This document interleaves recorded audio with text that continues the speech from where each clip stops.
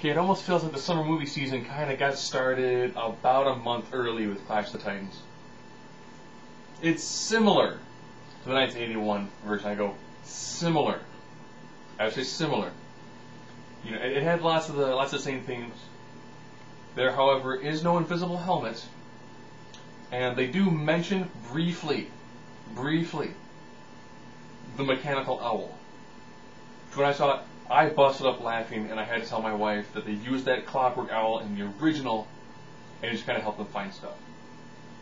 Certain things are out of order from the original. You know, I believe in the original, I won't talk about the original. That'll get too many people, you know, cheesed off by making things about the original while discussing the remake. All in all, it's an enjoyable movie. You know, there's not a lot of tremendous thought. You know, the fight scenes are done very well. I will say that, much like most movies where you battle gods with weapons given to you by the gods, fights towards the end are very anticlimactic.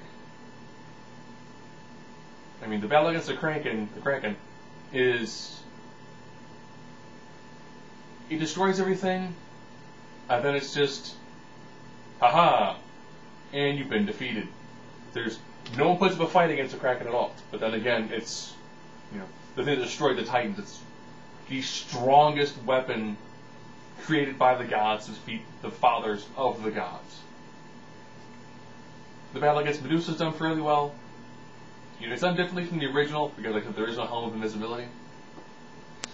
Now, when we were done watching it, I asked my wife what she thought of it. She enjoyed it, and she's like, but it seemed really similar to, Percy Jackson and Lightning Thief. That's the problem with two movies having similar storylines coming out at the exact same time. And you have this one, Perseus is the son of Zeus. Percy Jackson, son of Poseidon. You still have the same sort of battle against the Medusa.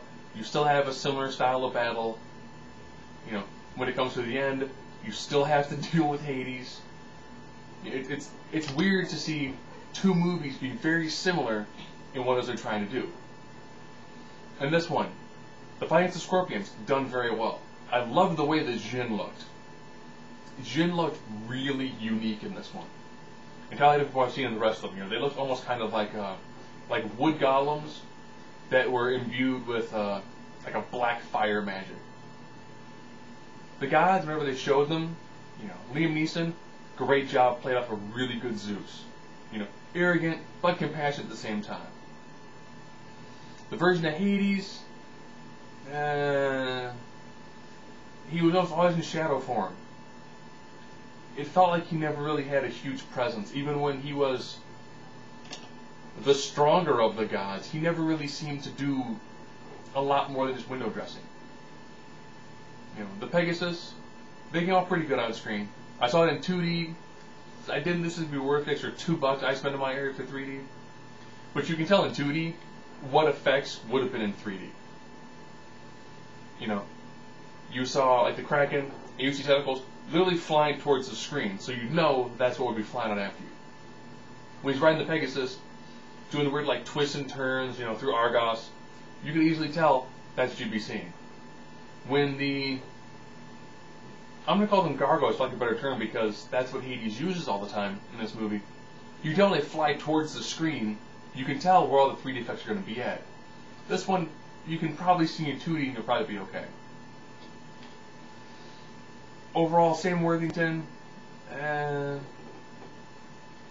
he's not a phenomenal actor. You know, he had much better material in Terminator 4 than he does in this one. He tries his best job. His screen presence is great during action sequences, but it's not really that great during some of the more serious.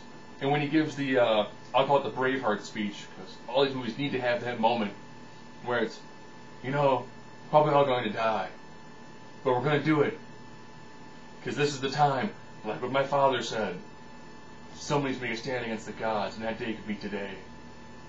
It doesn't come off, you know, as powerful as you thought it would. Other cool things. It had a trailer for The Expendables. Yes, I'm going to plug a fourth movie in this review. That's one where it's like Jet Li, Dolph Lundgren, Arnold Schwarzenegger, Stone Cold Steve Austin, Randy Couture, Jason Statham. Bruce Willis, Stallone. It's just chock full of straight up action stars. I wish the movie could have been called Kick-Ass, but it's taken by a comic book movie. So anyways, back to Clash of the Titans. It's enjoyable. It's not quite Bruckheimer-esque, but it's close.